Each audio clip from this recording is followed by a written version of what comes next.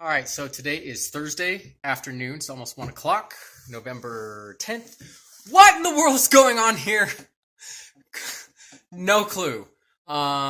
If you don't understand cost of credit, watch the cost of credit video. But here's what's happening in the mortgage business right now. So as you can see, this morning we started down about 98.68, about 98 and a half basis points, and by almost 1 o'clock we're up 188 basis points, which is almost 200 basis points, and roughly 200 basis points equals 2%. Now remember, the basis points don't equal the interest rates. They're what drives the interest rates, and I'm just giving this to you on Friday because I will be back in just a second for Monday's update.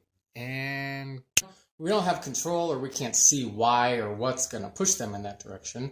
We have a clue, but for example, the Fed just raised the rates a couple of weeks ago, and yet last Thursday, the day before Veterans Day, we had a huge drop in cost of credit, which means the banks could lower the interest rates. So as you can see, the basis points rose up to 100.78. That's about right. 0.7, which is about a 200-point increase that occurred last weekend. Par today is right here, which is actually under where the basis points started at. So you can see we're still above it. However, if I scroll up here, you'll see that the basis points are actually down today almost half a point. Today is November 14th, 2022. The basis points jumped up 200 points last Thursday before Veterans Day. And there was a significant drop in interest rates with some of our lenders.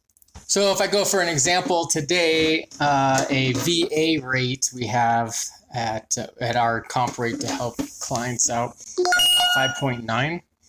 A conventional rate, if we scroll down at our similar comp rate, we're going to be at probably about 6.3. And mind you, these were about the par amounts last Friday.